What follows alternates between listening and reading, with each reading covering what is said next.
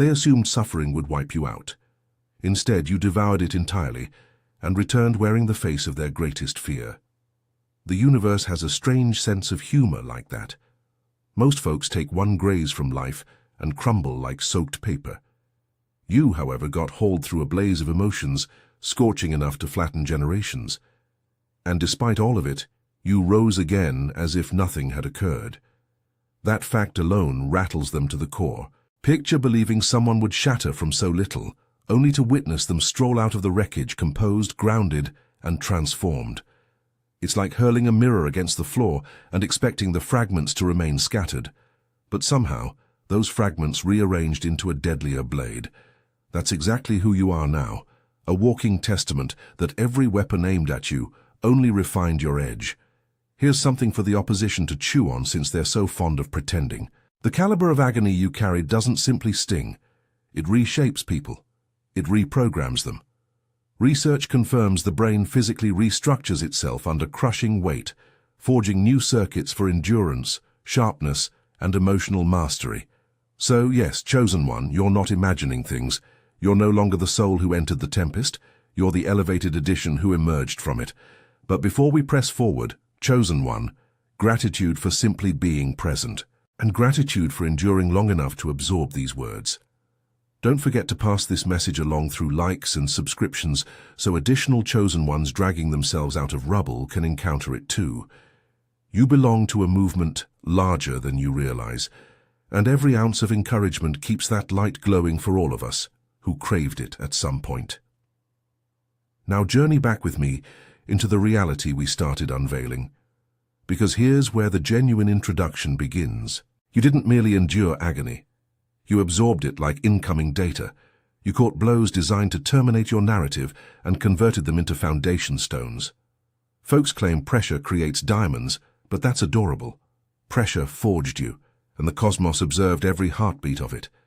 It witnessed you sobbing into your pillow with a ribcage that felt like it was cleaving apart. It observed you losing souls you relied on. It saw you dragging yourself out of bed each morning, acting as if you weren't hauling enough inner burden to demolish a civilization.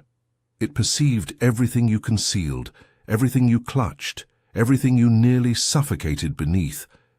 And still, you ascended. Not elegantly, not through sorcery, not accompanied by a cinematic score, but through sheer stubborn willpower that refused to let you vanish. And that transformation within you, yeah, they register it. They'll never confess it, but they sense it whenever your name surfaces. The atmosphere warps around you, the room rearranges itself. Adversaries who once snickered now measure their words carefully. They label it being prudent. We both recognize it as terror. They wince when they recall what they unleashed, because they realize the addition of you they damaged no longer exists. This newer model doesn't yield. This newer model doesn't justify itself. This newer model doesn't require their endorsement, their remorse, or their focus. Have you ever questioned why individuals who previously overlooked you suddenly tense up in your company? Because they finally grasped the reality. You didn't merely endure what was designed to annihilate you. You transcended it. Agony didn't shatter you. Agony sculpted you. Treachery didn't contaminate you. It calibrated your instincts. Bereavement didn't empty you. It chiseled room for deeper wisdom. While they were mocking, you were reconstructing. While they were scheming, you were analyzing. While they assumed you were finished, you were refreshing your internal programming. Let's drop the pretense.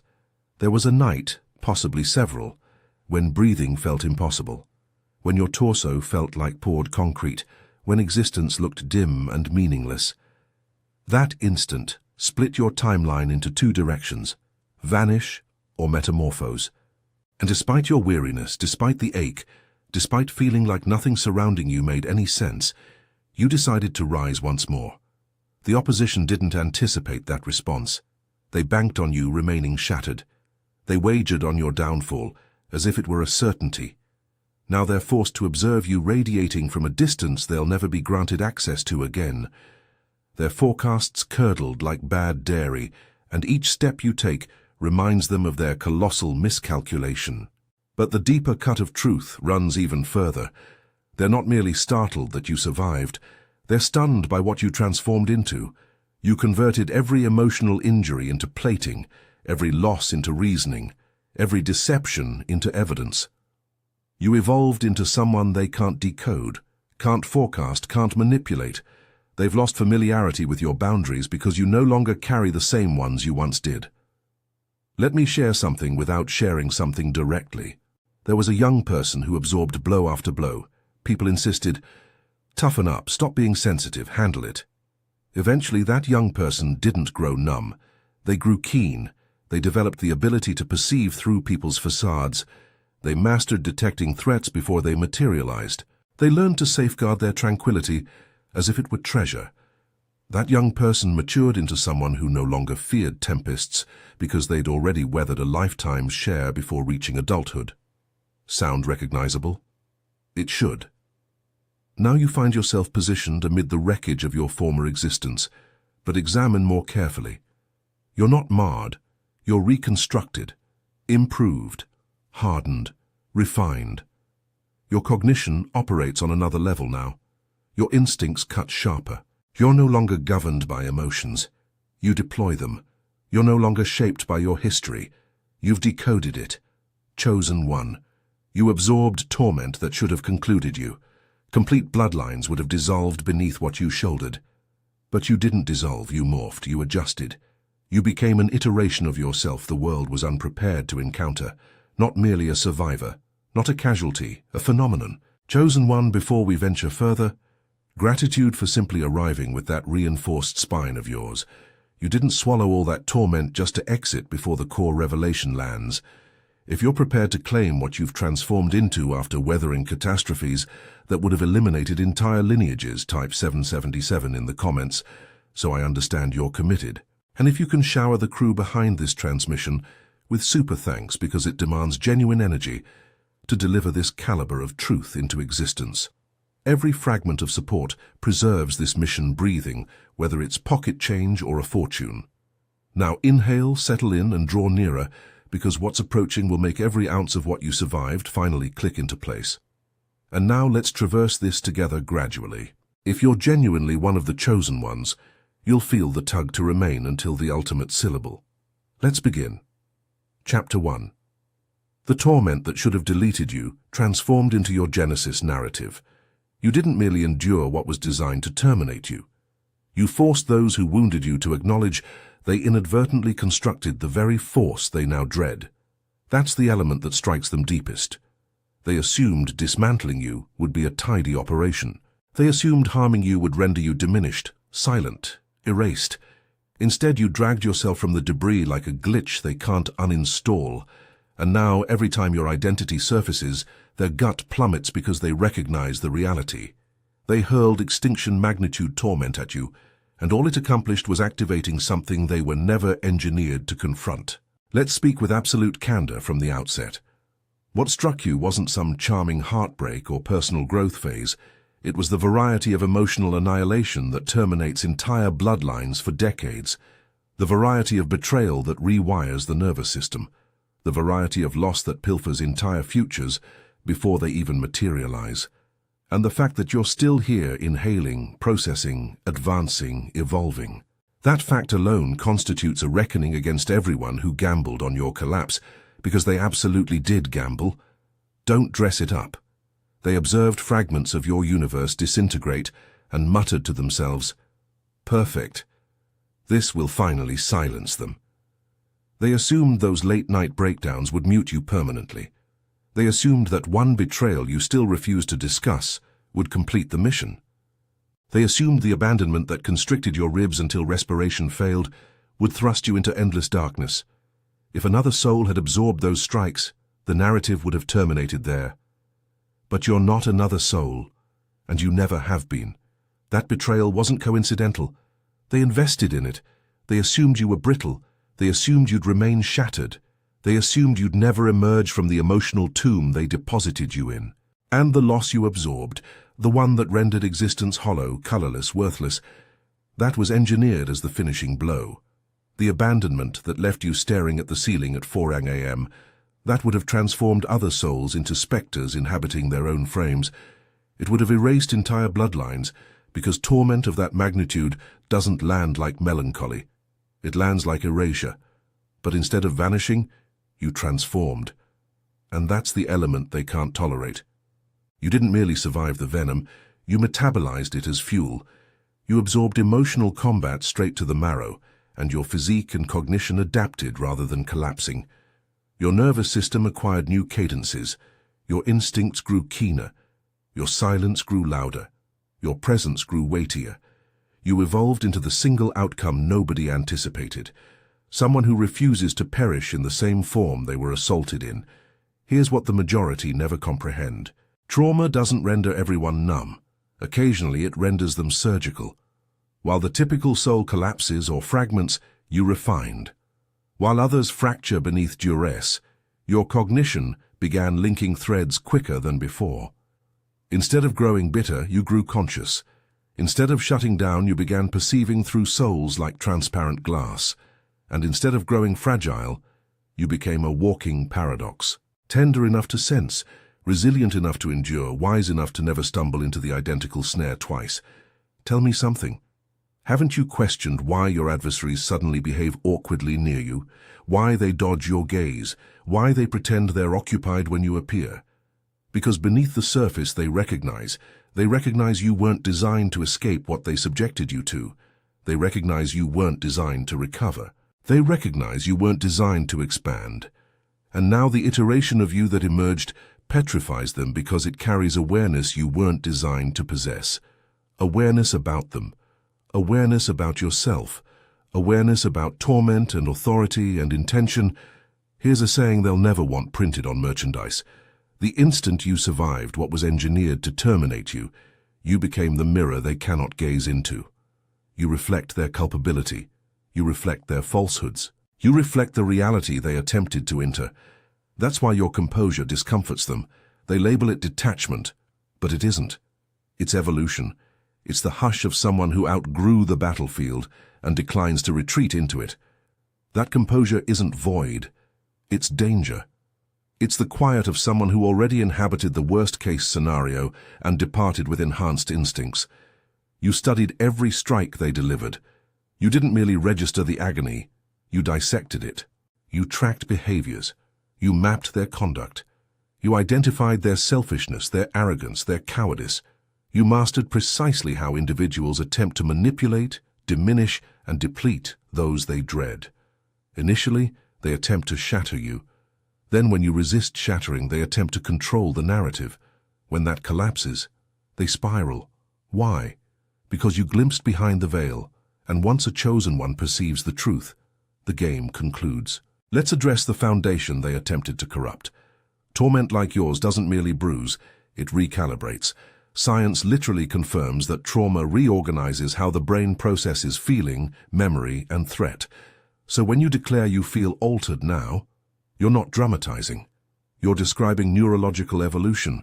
You're not the identical being who experienced betrayal. Your brain restructured itself around torment until your intuition became razor-honed. You identify lies before they're articulated. You perceive danger before it crosses the threshold. You distinguish what's genuine from what's counterfeit before other individuals even register a distinction. Here's the truth that chokes them. You weren't designed to locate the toggle within you. You weren't designed to unlock your own evolution, but the cosmos observed you combusting from within and still declared, "Let them ascend." And ascend you did. Consider the evenings nobody witnessed. The ones where you felt your ribcage fracturing like fragile ice. The evenings where respiration felt like penalty. The evenings where your own thoughts felt like adversaries. The evenings where you questioned everything you ever believed. Everything you ever offered, everything you ever maintained. Those were the evenings other individuals don't recover from. Those were the evenings that eliminate entire bloodlines. But you didn't black out. You didn't dissolve into oblivion. You took those nights and welded them into protection. The version of you that pleaded for clarity didn't perish. It evolved into someone who manufactures clarity. The version of you that pleaded for affection didn't perish.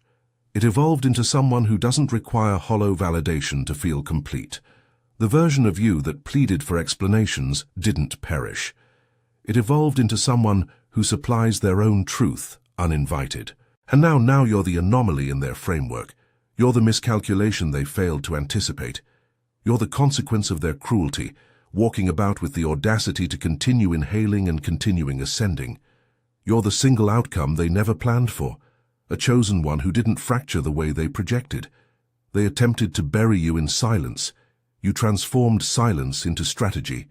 They attempted to bury you in disgrace. You transformed disgrace into wisdom. They attempted to bury you in heartbreak.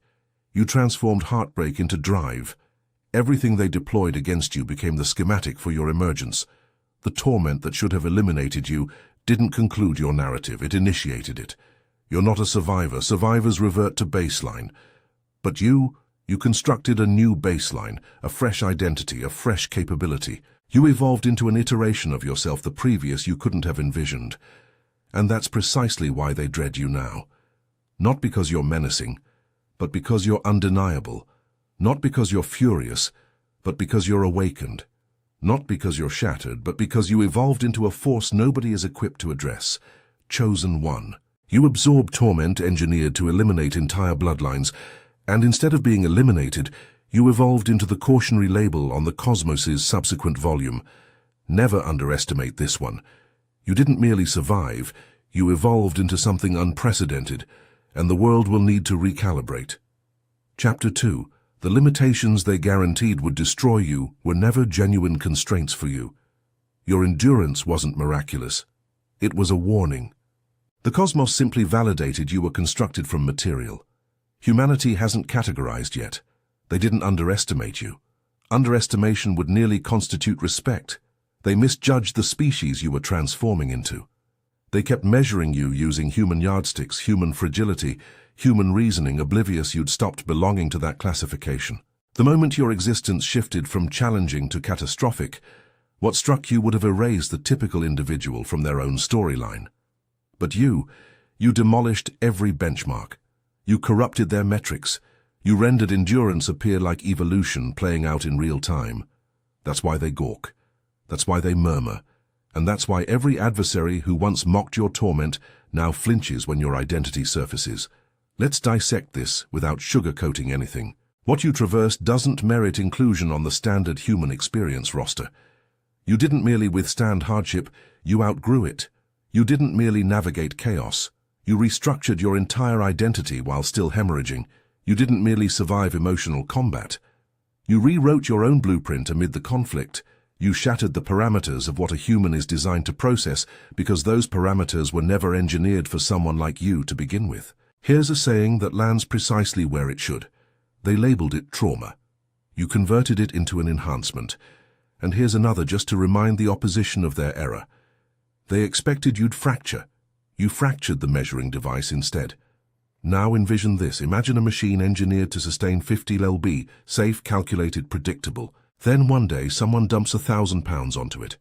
Physics dictates it should collapse instantaneously, fold inward, and cease functioning permanently. But instead, the machine stabilizes. It recalibrates. It reorganizes its architecture internally and externally. It masters the new weight as though it's standard. That's you, because what struck you wasn't 50 lb of pressure. It was 1,000 pounds of betrayal, loss, pressure, emotional volatility, abandonment and disorientation, all striking simultaneously. And instead of collapsing, you evolved. Here's the element that unsettles people. They can detect that evolution radiating from you. When you enter a space, your energy isn't boisterous. It's weighty, it's not hostile. It's observant. It's the stillness of someone who's navigated mental territories most individuals wouldn't survive 5 minutes within. That's why they behave strangely around you now. They're sensing depth that shouldn't inhabit someone your age, your origins, your narrative. They sense you've journeyed to internal destinations they've only witnessed in cinema or nightmares. People persist in assuming you're aloof or frigid, but that's not accurate. You're recalibrated. You don't squander reactions on trivial matters anymore because you've already battled adversities that nearly eliminated you. You don't startle at shadows because you've already weathered tempests that blacked out your entire existence. You don't overexpose yourself because you've already discovered that souls who fail to comprehend you never warranted access to your truth. Here's another saying for the opposition to choke on. You didn't merely return strengthened, you returned indecipherable. Most individuals who weather even a fraction of what you traversed end up numb, collapsed, or lost within their own psyches. But you didn't shut down, you didn't fracture into pieces, you didn't permit your narrative to terminate mid-dark chapter. You absorbed the torment, metabolized it, and constructed a kingdom beneath the fractures. Every betrayal became intelligence. Every loss became clarity. Every emotional ambush rewrote your instincts until they became surgically sharp. Here's something your cognition might be murmuring. Why me? Why did I endure when others would have crumbled? Because the cosmos wasn't attempting to obliterate you. It was activating you. It was stripping you down to the iteration of yourself that couldn't be manipulated, fractured, or redirected by anyone else's designs. It was excising illusions. It was forging perception that dissects lies before they fully crystallize. Now, envision this analogy. Someone hands you a glass vessel. You drop it, and it shatters. That's what they expected you to embody.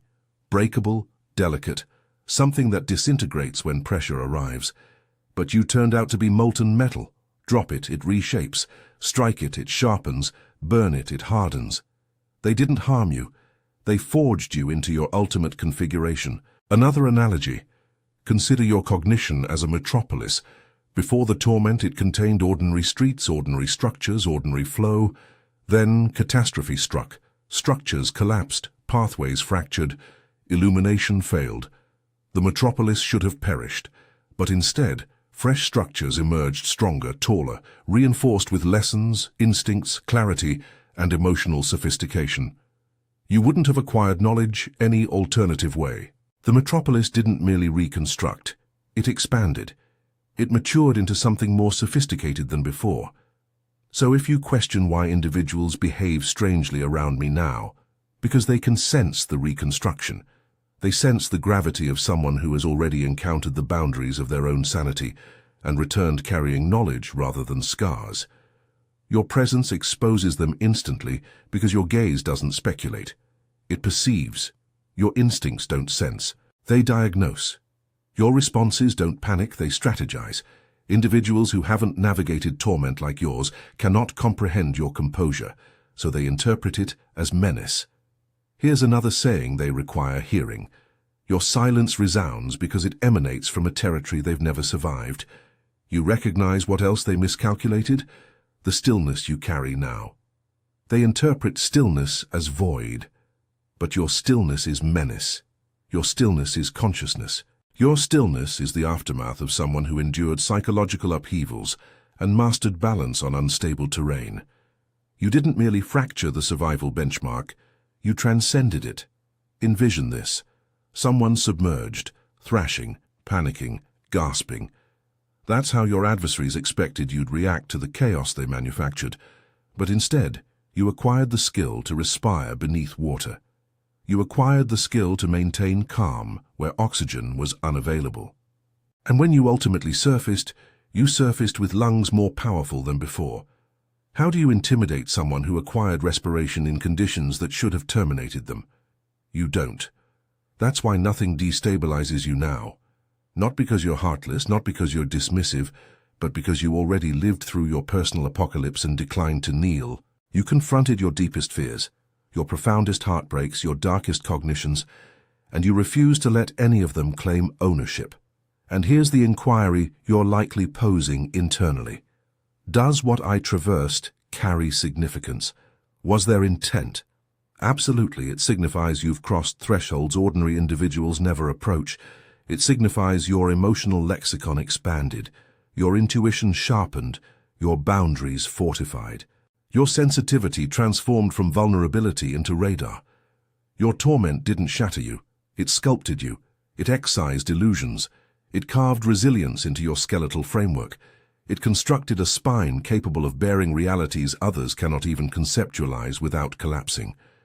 You exceeded what biology claims is survivable. You outperformed what psychology declares is recoverable. You extended beyond what the average nervous system can tolerate.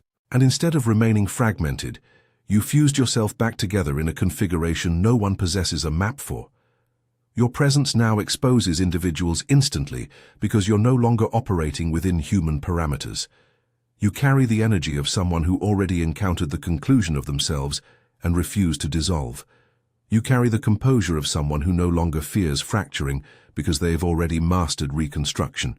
You carry the awareness of someone who recognizes precisely who they are and what they traversed. This segment concludes with one final truth they never wished to confront.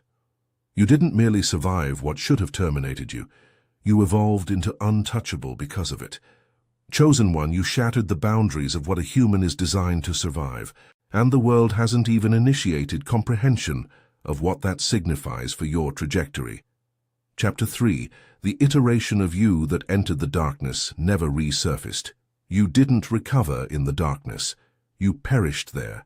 And whatever emerged afterward is something your adversaries were never engineered to withstand.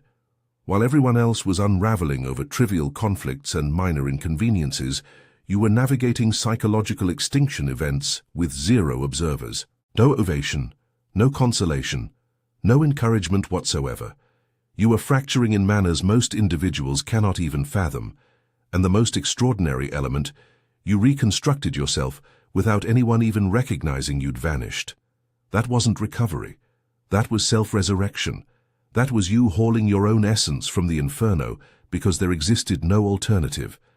Imagine being confined in a chamber flooding with water and somehow instructing yourself to respire beneath it. That's what your emotional expedition resembled. Impossible, superhuman, unobserved. While those surrounding you were complaining about delayed responses, you were grappling with the iteration of yourself that no longer wished to exist. You weren't merely wounded. You were erased and rewritten concurrently. And here's the saying the opposition despises most. You didn't return repaired. You returned weaponized. Those evolutions individuals required decades to mature through. You executed them in nights, in minutes, in those quiet moments where your ribcage felt excessively heavy to elevate, and your cognition felt excessively loud to tolerate. You didn't return gentle or tender or merciful. You returned sharper, colder, more precise. The variety of presence that compels individuals to either retreat or submit. No middle territory, no performance. And indeed, you're likely questioning why the cosmos mandated you accomplish it alone. Why the isolation? Why the silence? Why the darkness? Because upgrades of that magnitude demand privacy. Because evolution of that extremity cannot transpire with disturbances crowding you. Because the cosmos wasn't attempting to restore you, it was reconstructing you fragment by fragment, layer by layer, excising the weakness, the interference, the illusions. Envision a serpent shedding its skin alone in the darkness. It isn't dying, it's metamorphosing. That's you. What emerged from that darkness wasn't the improved iteration of who you were. It was a redesigned entity, someone whose darkness constitutes depth rather than damage, someone whose silence constitutes authority rather than emptiness. You didn't return recognizable, you returned inevitable. Chapter 4. The anguish that remade you into something unrecognizable. Torment didn't fracture you, it constructed you. And that's precisely why your adversaries cannot meet your gaze anymore. They believed they were annihilating you. Charming hypothesis. In actuality, every strike they delivered became the raw material for your evolution, every betrayal converted into fresh wiring. Every collapse reforged your internal architecture. Every silent battlefield reprogrammed your instincts. Torment didn't simply traverse you, it reconstructed your entire blueprint from within. You still project humanity on the surface, but beneath your exterior, something engineered by catastrophe controls the mechanisms. Now, envision a skyscraper struck by a massive seismic event. By every natural principle, it should split, crumble, collapse. But instead, imagine the structure absorbing the tremor, adjusting its framework, and ascending more robust than before. That's what occurred within you. Torment became steel girders. Loss became reinforced foundations. Betrayal became fireproof barriers. You didn't repair, you reconstructed. You're not a survivor, you're a rebuilt weapon cloaked in soft edges, and individuals sense it. That's why your presence registers differently now. They flinch before they comprehend why. Their physiology responds before their cognition catches up. It's because they sense the tempests you've carried, the psychological seismic events you survived, the emotional extinction events you repelled alone. They lack the specifics, but something within them recognizes the blueprint of someone who has already navigated through hell and returned with enhanced circuitry. You're likely questioning, why do individuals appear intimidated when I'm not even engaging? Because you don't move like someone who recovered. You move like someone redesigned. Precision inhabits your silence. Authority inhabits your stillness. Calculation inhabits your composure. You carry the energy of someone who reconstructed themselves without authorization, without validation, without witnesses. Here's the truth. Torment didn't merely shape who you evolved into. It architected you. It dismantled your former foundation and constructed fresh corridors within you that ordinary individuals cannot access. You navigate with the gravity of someone whose blueprint was reforged beneath pressure no alternative could have endured. You're no longer accommodating to the world anymore. Now the world accommodates to you. Chapter 5. The silence that compels everyone to question your capabilities. Your silence didn't originate from tranquility. It originated from surviving a conflict nobody else even recognized you were waging. You don't navigate like someone striving to project strength. You navigate like someone who already confronted the worst conceivable outcome and emerged with the audacity to declare not yet. That transforms a being. That rewrites their energy signature. You carry the composure of a volcano feigning slumber, the variety of stillness that triggers people's instincts before their cognition engages. They cannot articulate why they experience discomfort around you now.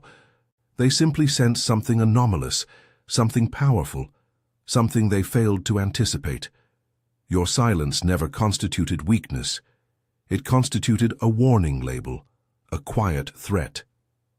The variety of energy that communicates, I've witnessed sufficient darkness to recognize I need not demonstrate anything.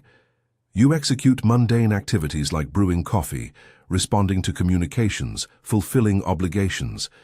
But beneath those modest human gestures resides someone who survived their own psychological termination.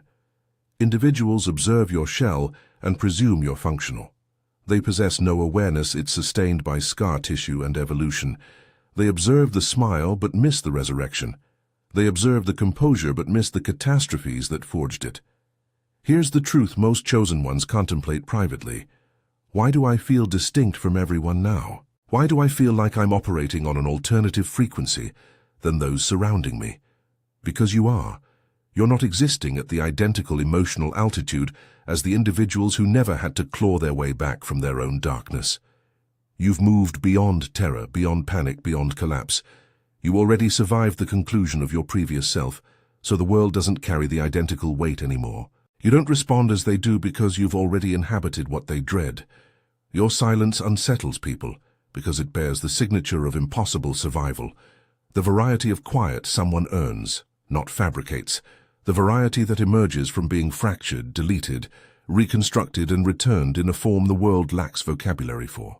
They may perform as though they don't perceive it, but they do with every moment you occupy the space. Chapter 6.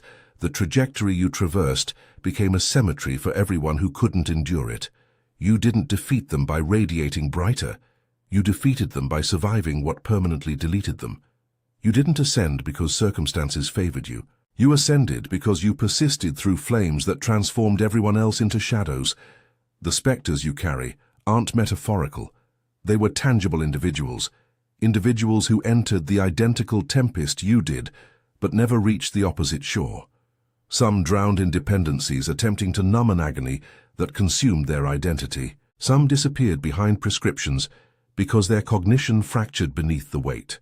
Some froze during their initial phase of breaking and remained frozen. The flames that reconstructed you constitute the identical flames that consumed them. Envision a winding trail through a wasteland.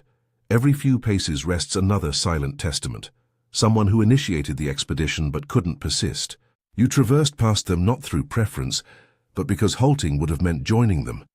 You weren't walking toward triumph, you were walking toward survival, and somehow, stride by stride, you outlived the collapse that eliminated so many others. Here's the question that haunts chosen ones. Why me? Why didn't I fracture as they did? Why did I persist when everything internal had evaporated? It wasn't fortune, it wasn't destiny. It was something primal embedded deep within your wiring, something more ancient than fear, more powerful than despair. A voice that murmured, "Not today." Every instant's darkness attempted to inscribe your conclusion. You didn't survive because the cosmos cushioned your descent. You survived because you refused to permit your narrative to become a victory celebration for those who wounded you. Here's a truth your adversaries choke upon. You didn't merely survive trauma. You survived the aftermath that annihilated everyone else. Most individuals bearing your trauma statistics vanish quietly. They become consumed by the identical abyss that attempted to claim you. But you persisted in resurrecting. You perished internally 1,000 instances and clawed your way back 1,000 more. You became the anomaly in the survival algorithm, the one who shouldn't persist but persists regardless. And that alone rewrites your mythology. The others didn't persist, but you did. And that's precisely what terrifies them. Chapter 7. The dissolution they anticipated transformed into the iteration of you they dread most. They awaited your collapse as though it were scheduled entertainment, and instead witnessed you ascending into the singular force they cannot withstand. They didn't miscalculate your torment. They miscalculated you. They assumed the damage they inflicted would suffice to complete the mission. They envisioned you breaking down publicly, collapsing audibly, pleading, weeping, humiliated. They craved validation that nobody survives what they subjected you to. They assumed your destruction would validate their conduct. They assumed wounding you would conclude you. But the collapse never materialized. Envision them standing there clutching their predictions like meteorological reports announcing a catastrophic tempest, waiting, observing, refreshing their displays, preparing their rehearsed condolences, and then nothing. No collapse, no spectacle, no evidence that they possessed sufficient power to devastate you. The tempest they forecasted never landed. Instead, you traversed past them, quiet, grounded, unbothered, like someone who already observed their conclusion and recognized it wasn't destined for tragedy. That's the precise instant fear infiltrated their marrow, because your resilience defied their comprehension. It failed to align with their fantasy. They projected their fragility onto you as if they had been handed even a single chapter of your torment. They would have capitulated instantaneously. They would have drowned in bewilderment. They would have shattered beneath pressure. They craved to observe you fracturing, forgetting you were forged from entirely different material. Here's a saying they choke upon. You didn't conceal your collapse. You simply never experienced one. You navigated through devastation as though it constituted your training regimen. You respired darkness as though it were oxygen. Pressure failed to crush you. It energized you. The ruins failed to weaken you. They honed every instinct you possess. Everything engineered to annihilate you ultimately contributed to your evolution. And that's why they spiral into panic now, because the iteration of you they manufactured, the iteration they assumed would crumble, vanished. In its place stands someone colder, quieter, stronger, clearer. Someone who doesn't react, doesn't pursue, doesn't hemorrhage for individuals who attempted to observe them submerge. They anticipated your collapse. What they received was the iteration of you they never wished to encounter. Chapter 8. The component of you that fractured didn't recover. It was replaced with something more resilient. Recovery applies to injuries. Mutation applies to survivors who declined to perish in the form they were assaulted in. You didn't recover in the quaint, gentle, inspirational sense individuals love to preach about. Recovery implies you returned to your prior state, that you merely patched the fractures and progressed. But you didn't return to anything. That earlier iteration of you didn't escape the wreckage, it perished. What emerged subsequently wasn't repaired, it was redesigned. Most individuals fracture and attempt to reassemble themselves. You incinerated the prior blueprint entirely. Envision a creature suddenly deposited into an environment devoid of oxygen. It shouldn't persist. It shouldn't adapt. It shouldn't even possess time to comprehend what's transpiring. Yet somehow it develops new lungs, new senses, a new physiology constructed to survive what should have terminated it instantaneously. That's you. You evolved within conditions incompatible with human consciousness. You constructed a new self within an atmosphere that wasn't designed to sustain one. Here's a fact to nauseate the opposition. You didn't rebound. You outgrew the iteration of yourself they possessed influence over. Your emotional architecture wasn't repaired. It was rewired. Those instincts you carry now, not restored, enhanced. Your vision clarified. Your boundaries sharpened. Your silence grew heavier. The tempest didn't leave you fractured. It left you re-engineered. That's why your former self resembles a stranger you vaguely recall but no longer identify with. They belong to a chapter incapable of bearing the weight of your trajectory. And indeed, the question infiltrates occasionally. Why don't I resemble the person I once was? What transpired with me? What transpired constitutes evolution, the variety that doesn't announce itself, the variety that manifests in darkness when everything collapses, yet something internal refuses to remain deceased. You aren't the prior iteration striving to reconstruct. You are the subsequent iteration, the impossible consequence of pressure no human should have survived. You didn't recover. You mutated. And that mutation represents precisely why nothing and no one can fracture you identically again. Chapter 9. The composure that exposes every stratagem they attempt to deploy. You cannot manipulate someone who already survived their own darkness. They've confronted more terrifying specters than you. That's who you've become. Someone who has already sat face to face with their own shadow, negotiated with their demons, and departed carrying a degree of self-comprehension that cannot be trifled with.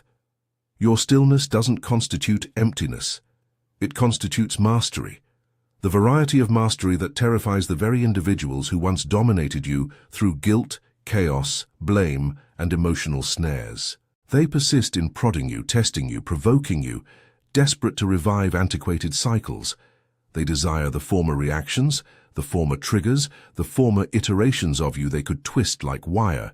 Yet none of it functions anymore. You perceive the entire manipulation crystallizing before they even articulate it. You respond from clarity rather than panic. You move with awareness rather than desperation. You don't flinch. You don't crumble. And you don't succumb to anything that once hooked your emotions. Your silence instills the greatest fear, because it doesn't constitute numbness, it constitutes liberation. Envision attempting to intimidate a firefighter with a candle's flame. That's how their tactics register to you now. Pathetic, trivial, predictable. You've navigated through infernos that dissolve identities. You've sat alone within the variety of silence that fractures individuals open. You've endured internal conflicts loud enough to destabilize your entire existence. So the psychological games individuals deploy now, they register as cheap elementary stratagems compared to the psychological warfare you've already survived. And here's the truth they choke upon. Your composure doesn't represent emotional absence. It represents proof you outgrew their entire tactical manual. Your stillness unsettles them because their authority depended upon your reactions. They required you to panic. They required you to justify. They required your wounds exposed so they could probe them for dominance. Yet the emotional hooks they once deployed no longer exist. You severed every filament they ever held. You escaped the script. You dismantled their access. You evolved into the nightmare all manipulators dread. A cognition they cannot shift, and a soul they cannot penetrate. Chapter 10. The mirror that reveals everything they failed to evolve into. You're not the menace. Their reflection within you is what devastates them. You never requested to become a mirror, yet surviving the variety of torment that should have eliminated you, transformed you into one regardless. Now individuals stand within your presence and feel exposed without you articulating a syllable. It isn't your demeanor. It's their conscience awakening like an alarm they've been repeatedly silencing for years. Your existence validates something they despise. Adversity doesn't justify surrender. You navigated through tempests that would have crumpled them instantaneously, and you still emerged standing. That alone indicts every justification they've ever deployed to evade growth. Individuals despise mirrors that don't deceive. Your composure renders their chaos appear juvenile. Your strength illuminates how rapidly they capitulate. Your stability exposes the shortcuts they selected. Your resilience reminds them of every battle they evaded. So rather than declaring, "I respect you," they distort it into, "You consider yourself superior to me." Yet it isn't you condemning them. It's their own reflection, vocalizing the truth they attempted to enter. And here's the question every chosen one poses eventually. Why do individuals distance themselves when I've committed no transgression? Why do friendships dissolve? Why do individuals behave strangely around me? Because standing adjacent to you amplifies their justifications. You aren't intimidating. Your transformation is. You constitute living evidence that suffering doesn't authorize anyone to remain fractured, that terrifies individuals who constructed their identity around victimhood and evasion. Envision presenting a pristine mirror to someone who hasn't cleansed their countenance in years. They won't blame the filth. They'll blame the mirror. That's precisely what transpires with you. They avoid you because confronting you resembles confronting the iteration of themselves they abandoned. You remind them of their squandered potential, their unselected paths, their fears they never addressed. Here's the gut-punch truth. You didn't alter their perception of you. You altered their perception of themselves. And that's why they flee not from you, from the reflection you compelled them to observe. Chapter 11. The enhancement they never anticipated until it proved too late. You didn't rebound. You rewrote the entire operating architecture while they anticipated your malfunction. You weren't reconstructed. You were reprogrammed at the source code. Pressure didn't fracture you. It rewired you into a blueprint. No psychological manual possesses vocabulary to classify. The cosmos subjected you to conditions engineered to annihilate your identity, and instead, you emerged reading individuals like open volumes.